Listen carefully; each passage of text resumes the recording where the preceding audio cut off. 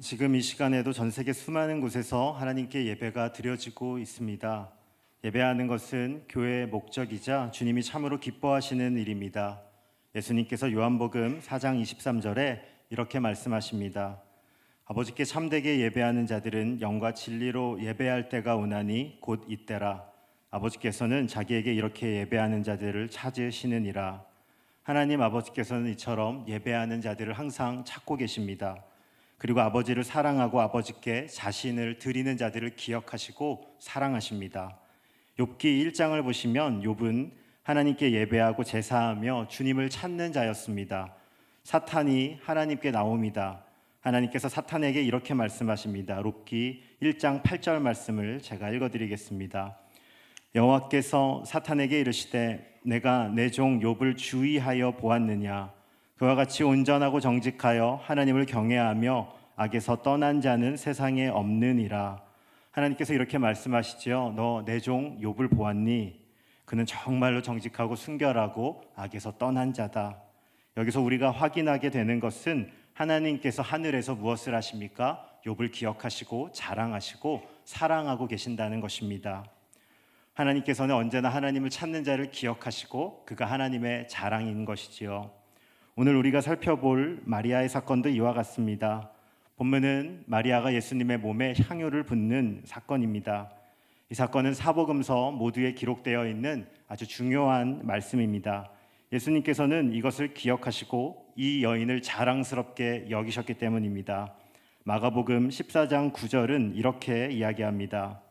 내가 진실로 너희에게 이르노니 온 천하에 어디서든지 복음이 전파되는 곳에는 이 여자가 행한 일도 말하여 그를 기억하리라 하시니라. 아멘. 예수님의 말씀대로 복음서 전부에 이 여인의 봉사를 넣음으로 오늘 말씀을 받는 우리 모두에게 이것을 전하도록 주님은 남겨놓으신 것입니다.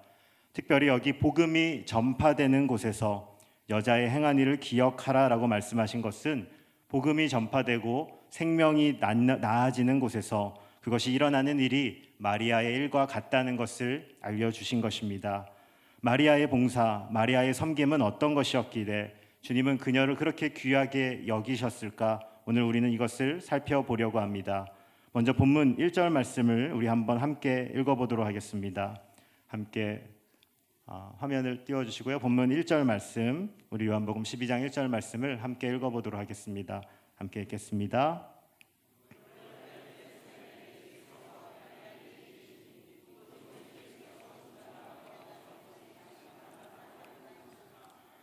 본문이 일어난 시기는 유월절 엿새 전입니다. 이 유월절에 사형수 바나바가 십자가형을 받고요. 예수님 대신 그가 풀려났던 일을 우리는 기억합니다. 그러니까 지금 이 사건은 예수님의 사역 거의 막바지에 이르는 것입니다. 장소는 베다니입니다. 베다니는 예수님의 최후 종착지였던 예루살렘 근처에 있던 마을이지요. 그런데 이곳에 누가 살고 있습니까? 요한복음 11장에서 예수님께서 살리셨던 나사로가 살던 곳이 바로 여기입니다. 나사로에게는 두 여동생이 있는데 그 두 여동생이 너무나 유명한 마리아와 마르다입니다. 오빠 나사로를 살렸던 곳에 예수님이 다시 오신 것입니다. 얼마나 기뻤을까요? 그래서 2절을 보시면 거기서 예수를 위하여 잔치할세 이렇게 기록되어 있습니다. 다시 그 마을에 방문한 예수님을 환영하며 남매는 잔치를 벌입니다.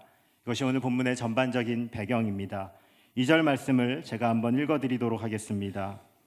거기서 예수를 위하여 잔치할세 마르다는 일을 하고 나사로는 예수와 함께 앉은 자 중에 있더라. 본문 2절을 보시면 마르다는 일을 한다라고 기록되어 있습니다. 마리아를 살피기 전에 본문은 먼저 마르다에 대해서 이야기를 하고 넘어갑니다. 성도님들, 마르다란 이름 익숙하실 것입니다. 일은 일대로 하고 예수님께 제대로 인정은 잘 못 받았던 기억이 이전의 마르다의 모습입니다. 마르다가 처음 등장했던 것이 누가복음 11장 38절부터 42절에 기록되어 있는데요. 제가 한번 읽어드리도록 하겠습니다. 그들이 길 갈 때 예수께서 한 마을에 들어가심에 마르다라 이름하는 한 여자가 자기 집으로 영접하더라. 그에게 마리아라는 동생이 있어 주의 발치에 앉아 말씀을 듣더니 마르다는 준비하는 일이 많아 마음이 분주한지라 예수께 나아가 이르되 주여 내 동생이 나 혼자 일하게 두는 것을 생각하지 아니하시나이까 그를 명하여 나를 도와주라 하소서. 주께서 대답하여 이르시되 마르다야 마르다야 내가 많은 일로 염려하고 근심하나 몇 가지만 하든지 혹은 한 가지만이라도 족하니라. 마리아는 이 좋은 편을 택하였으니 빼앗기지 아니하리라 하시니라. 마르다는 일은 잘하지만 조금 분주하고 다혈질적인 성격의 여인으로 성경은 기록하고 있습니다. 저는 마르다 같은 분들이 참 교회에 많이 필요하다라고 생각합니다. 교회에 마르다들이 있어야 교회가 잘 운영되고요, 일들이 잘 진행됩니다. 마리아만 교회에 가득하면 교회가 좀 어려울지도 모르겠습니다. 그런데 마르다 같은 분들의 특징이 있지요. 손 빠르고 일을 잘하시는 분들, 못하는 사람을 금방 눈치챕니다. 그래서요, 마르다에게 찍히면 어디서나 고생합니다. 그런데 오늘 마르다에게 찍힌 사람이 있습니다. 누굽니까? 동생 마리아입니다. 이전에 예수님 모실 때 마르다는 바쁜데 마리아는 팔자가 좋지요. 일도 안 하고 예수님 곁에서 말씀만 듣고 있습니다. 마르다가 굉장히 속이 상합니다. 염려되고 근심합니다. 이전에는 이럴 때 봉사하면서도 불평과 근심에 사로잡혔습니다. 마리아는 오늘도 여전합니다. 기질이 잘 안 변하지요. 여전히 일을 안 하고 있습니다. 오늘은 속이 더 탑니다. 한 명이 추가됐습니다. 오빠 나사로도 일하지 않고 예수님 곁에 있습니다. 이전에 예수님이 마르다였다면 시험 들었겠지요. 오늘날로 말하면 이런 것입니다. 마리아는 저렇게 하고 있으니 나는 다음부터 주방 안 들어가겠어. 내년에는 교사 안 하겠어. 제 성가대 가운은 이제 세탁하지 마십시오. 그런데 오늘 마르다는 변합니다. 그런 모습이 전혀 없지요. 그리고 무슨 일을 합니까? 바로 이전에 한 사건이 그녀를 바꾼 것입니다. 예수님께서 요한복음 11장에 오빠 나사로가 죽음에서 살아남을 그녀가 경험했지요. 죽었던 오빠가 살아나는 것을 보며 그녀는 믿음이 들어서기 시작합니다. 이전에는 예수님을 모르던 단순한 봉사, 서비스의 일을 했다면 이제는 예수님을 사랑하는 사랑의 마음이 들어간 봉사로 변화되었습니다. 이제 다른 사람이 어떻게 하는 것은 그녀에게 중요하지 않습니다. 그녀 자신에게 봉사의 초점이 맞추어져 있습니다. 예수님을 향한 초점으로 선명하게 서 있습니다. 사람에 대한 비교가 사라집니다. 그러자 그녀에게 불만이 사라집니다. 그녀는 주어진 일에 묵묵히 충성하는 자가 됩니다. 이것이 오늘 우리에게 주는 메시지가 있습니다. 우리의 봉사가 참된 봉사 되기 위해서, 우리가 진정으로 복음 전하는 일에 사용되어지기 위해서 가장 중요한 것은 먼저 우리가 예수님을 알아야 한다는 것입니다. 영과 진리로 우리가 예배하기 위해 이곳에 나왔습니다. 예수님께서 우리의 죄를 위해 죽으셨음을 믿으십니까? 그 예수님께서 다시 부활하셨음을 믿으십니까? 그 예수님께서 다시 오심을 확신하고 계십니까? 오늘 우리의 봉사가 하나님을 아는 믿음의 진리 아래 하나님의 마음을 움직이는 기쁜 봉사자가 되길 주님의 이름으로 소원합니다. 우리 오늘 본문 3절 말씀을 함께 읽어보도록 하겠습니다. 함께 읽겠습니다. 시작.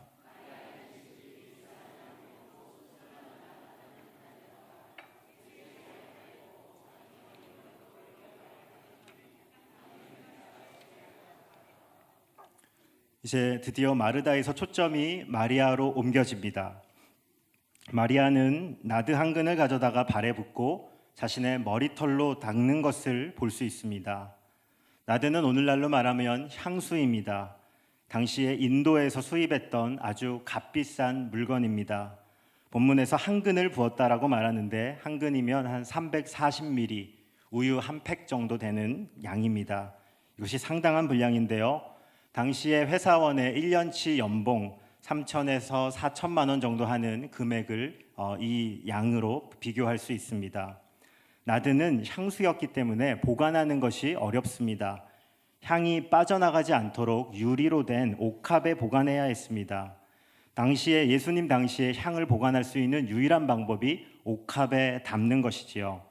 옥합에 나드를 붓고 그 옥합을 밀봉해야 합니다. 그래야 향이 보존됩니다.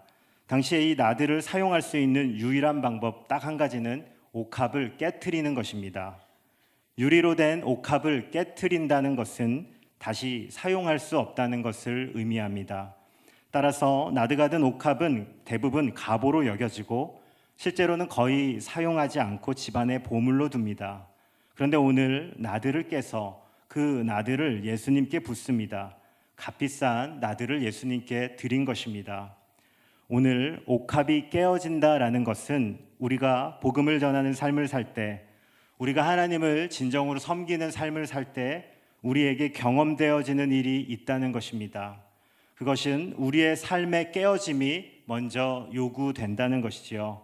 지난주에 우리 고린도후서 4장 7절 말씀을 들었는데요. 제가 한번 읽어드리도록 하겠습니다. 우리 한번 같이 한번 읽어보도록 하겠습니다. 함께 읽겠습니다. 시작.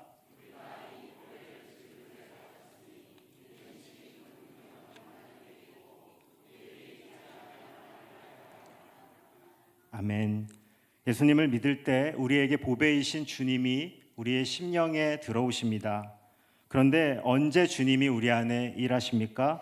언제 우리가 주님을 제대로 발견합니까? 질그릇인 우리가 깨어질 때 우리 속에 있는 보배가 드러납니다. 내 인격과 내 방법과 내 생각을 내려놓고 하나님의 생각을 구하고 하나님의 방법대로 섬기기 시작할 때 질그릇인 내가 사라지고 보배가 드러나기 시작합니다. 그런데 우리는 왜 이렇게 잘 안 깨질까요? 깨지는 것은 아프기 때문이겠죠. 내가 깨지는 것은 두려운 일입니다. 내 속에 계신 주님보다 지금 내가 더 사랑스럽기 때문입니다. 내가 더 귀하기 때문입니다. 변화가 두렵기 때문입니다. 그래서 나를 깨트려 주님께 드리는 일은 쉬운 일이 아닙니다.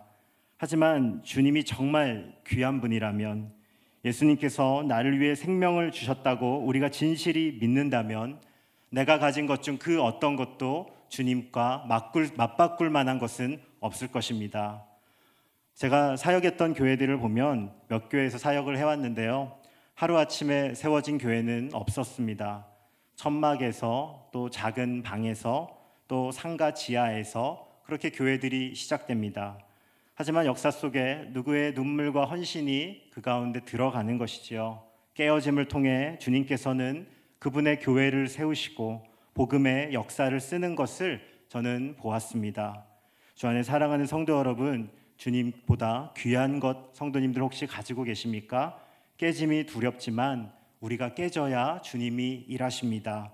나의 자존심, 나의 생각, 나의 계획을 주님께 맡겨드리고 주님이 원하신다면 깨어지는 그 은총이 우리 모두에게 있길 주님의 이름으로 소원합니다. 우리 본문 4절부터 6절 말씀을 제가 읽어드리도록 하겠습니다.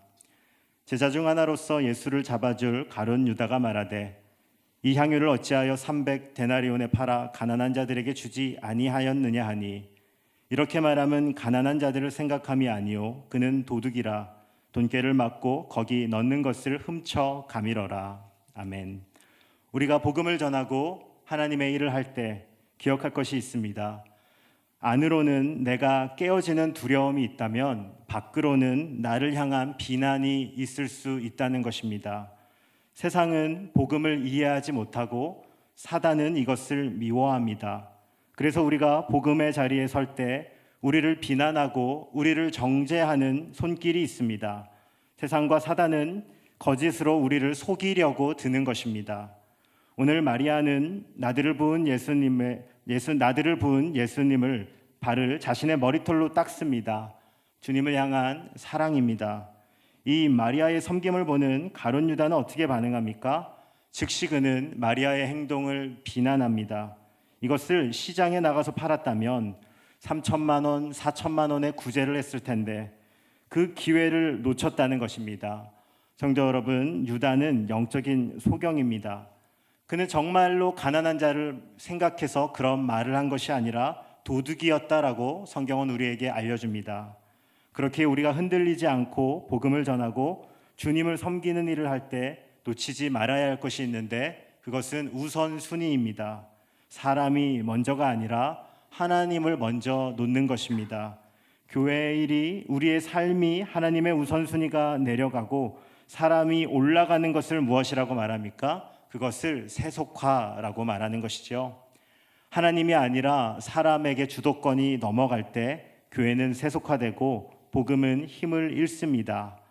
미국에서 가장 인기 있는 스포츠가 미식 축구인데요. 그 결승전이 열리는 슈퍼볼, 이날이 미국이 아주 저녁이 떠들썩하다고 합니다. 한 2년 전쯤에 났던 신문 기사인데요. 제목이 이렇습니다. 하나님 잠시만요. 교인들 슈퍼볼 보고 예배 가실게요. 이게 기사 제목입니다. 미국의 일부 대형 교회들이 주일에 열릴 슈퍼볼 경기를 가족들과 함께 관람할 수 있도록 주일 예배를 취소하거나 시간을 변경했다. 뉴 스프링 교회 웹사이트에는 우리 교회는 큰 경기로 인해 예배 시간을 옮겼습니다. 우리는 이 경기의 중요성을 감안하여 여러분의 일정에 맞도록 예배 시간을 변경했습니다. 라고 광고하고 있다. 4개 지역의 토요일 저녁 예배가 취소됐고 주일 저녁 예배는 다 사라졌다라는 글자가 붉은 글씨로 쓰여져 있었다고 합니다. 미국 교회가 그리고 또 유럽 교회가 이미 얼마나 많은 세속화의 길을 걷고 있습니까? 얼마나 좋습니까? 얼마나 편안합니까? 그런데 그 좋은 길, 그 편안한 길로 가다가 하나님을 잃어버릴 수 있다는 것입니다. 하나님을 놓칠 수 있다는 그것을 우리는 항상 두렵고 떨림으로 기억해야 하는 것입니다. 우리가 죄인이라는 것, 하나님의 말씀의 기준을 심각하게 벗어날 수 있다는 것을 두려워하고 언제든지 죄의 방향으로 흐를 수 있음을 경계해야 하는 것입니다. 교회가 우선순위를 사람에게 드리고 하나님을 기쁘시는 것을 놓칠 때 교회의 힘은 서서히 약해집니다.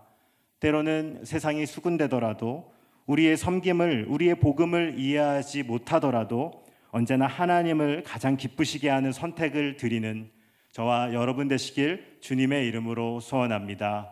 우리 본문 7절과 8절 말씀 함께 읽도록 하겠습니다. 우리 본문 7절과 8절 말씀 함께 읽겠습니다. 시작.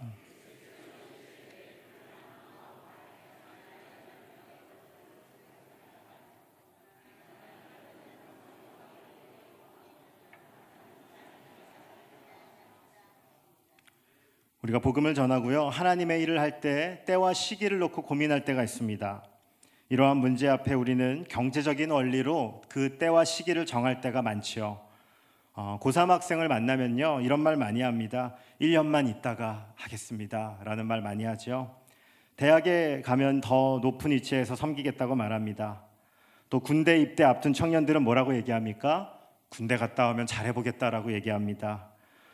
군대 갔다 오면 뭐라고 얘기합니까? 취업하면 한번 해보겠다라고 얘기합니다. 취업하고 나면 끝납니까? 안 끝납니다. 결혼하면, 아이 낳으면, 다음에 뭐 합니까? 집만 사면, 다음에는요 부모님 모시고 나면, 그 다음에는요 병 좀 치료하고 나면, 이렇게 자꾸 미루지요. 나면 하겠습니다. 이렇게 얘기합니다. 지금 바쁜 이 시기에 세상을 좀 더 섬기고 좀 더 여유가 나면 더 좋은 위치에서 섬길 수 있지 않겠습니까? 라고 얘기합니다. 저는 그런 느낌을 받습니다. 지금 내 손에 10,000원이 있는데 1년 뒤에 20,000원 주는 곳이 있다면 지금 드리지 않고 1년 뒤에 드리겠습니다. 이 마음이 우리에게 있지요. 이것이 훨씬 능률적입니다. 이것이 훨씬 효율적입니다. 이것이 훨씬 더 지혜롭습니다. 라고 말합니다. 그러나 복음을 전하는 일, 하나님을 섬기는 일은 이런 능률적인 일이 아닙니다. 능률이나 효율은 세상의 가치입니다. 사단이 교묘하게 장난하지요. 이런 세상의 논리를 통해 우리의 기회를 점점 사라지게 하고 우리의 몸과 마음을 하나님으로부터 굳어지게 만듭니다. 생각한 것처럼 잘 돌아오지 못하지요. 한 번 나면, 한 번 빠지고 나면 다시 주님을 섬기는 일이 쉽지 않다는 것입니다. 그런데 더 중요한 사실이 있습니다. 설사 세상이 말하는 것처럼 효율적으로 섬길 수 있더라도 정말로 1년 뒤에 더 탁월한 사람이 되었다고 할지라도 세상은 모르는 것이 있는데 하나님의 복음의 때를 세상은 알지 못한다는 것입니다. 주 안에 사랑하는 성도 여러분, 기억해야 할 것이 있습니다. 오늘이 아니면 마리아는 예수님께 다시 향유를 부을 기회가 없었다는 것입니다. 이제 예수님은 골고다 언덕을 오르셔야 했습니다. 십자가로 죽음을 맞이하셔야 했습니다. 마리아는 나드 한 옥합으로 미리 예수님의 죽음을 예비한 것입니다. 오늘 우리가 드리는 섬김, 오늘 나의 봉사, 미래에 얼마든지 할 수 있다라고 말해서는 안 됩니다. 오늘 믿음으로 드리는 우리의 섬김과 봉사는 미래의 그 어떤 것과 바꿀 수 없는 것입니다.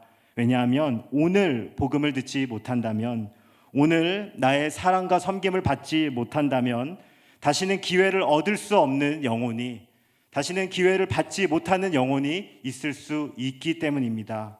마리아는 가장 최고의 시간, 오늘이라는 그때 그녀에게 가장 값비싼 것을 드립니다.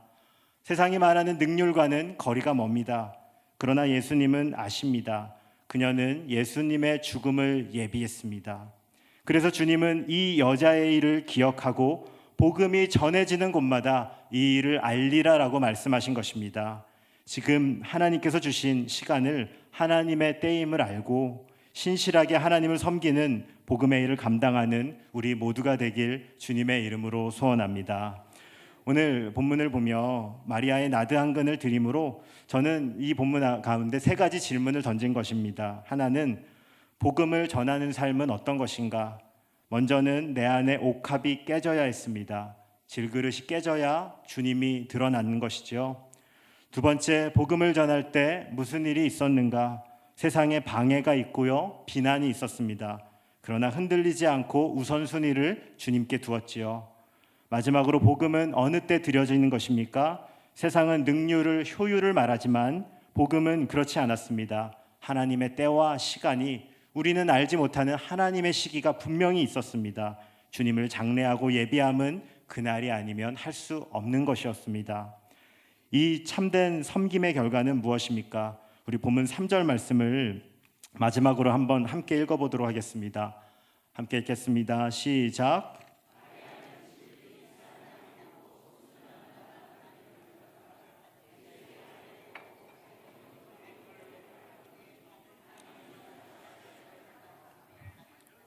아멘. 향유 냄새가 집에 가득하더라.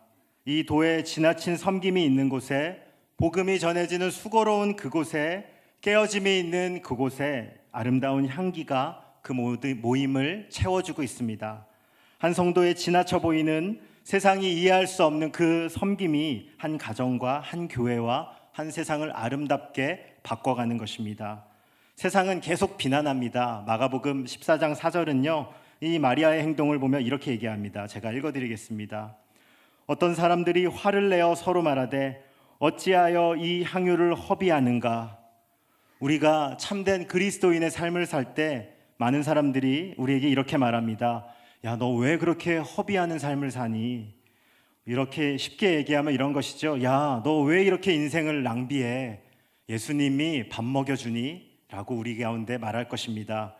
주 안에 사랑하는 성도 여러분, 만약에 우리가 그런 말을 듣는다면 자랑스러워 하십시오. 여러분, 제대로 인정받고 있는 것입니다. 세상이 볼 때 이 허비하는 삶, 예수님이 우리 가운데 원하는 삶이기 때문에 그렇습니다. 세상으로 볼 때 가장 허비하는 삶 누가 사셨습니까? 우리 주 예수님이 그렇게 사셨지요. 하나님이시고 죄 없으신 그분이 십자가를 지셨습니다. 만왕의 왕이신 그분이 인간의 몸을 입으셨습니다. 왜 그렇게 비효율적으로 일하셨는가? 그러나 예수님의 허비로 우리의 죄는 사해졌고 주님의 사랑 앞에 우리는 녹았습니다. 사랑하는 사람이 있다면 그를 향한 허비는 하나도 아깝지 않습니다. 그 허비는 사람을 얻는 사랑이기 때문이지요. 참 똑똑한 시대를 우리가 살아갑니다. 정말로 똑똑하고요, 너무나 빠른 시대를 삽니다. 계획이 중요합니다. 그러나 주님은 똑똑한 사람이 아니라 주님을 사랑할 사람을 찾고 계십니다. 주님은 지금도 찾고 계십니다. 사랑하는 예수님 앞에 나드 한 옥합을 깨트리며 아름다운 향기로 믿음으로 나가는 저와 여러분 되시길 주님의 이름으로 소원합니다. 기도하고 말씀 마치겠습니다. 하나님 아버지, 보배가 질그릇 안에 있습니다. 질그릇이 깨져야 보배가 드러나고 옥합이 깨져야 나드의 향이 풍깁니다. 주님, 우리를 사랑하시기에 우리도 주님 앞에 깨어지며 허비하는 삶을 살게 하여 주시옵소서. 주님께서 이 여인을 기억하셨던 것처럼 우리도 주님 앞에 기억되는 인생을 살고 마지막 날 주님을 배울 때 우리의 눈물과 수고를 기억하시고 주님의 품어짐, 주님의 안아주심을 경험하는 우리 되게 하여 주시옵소서. 감사드리오며 예수 그리스도 이름으로 기도드립니다. 아멘.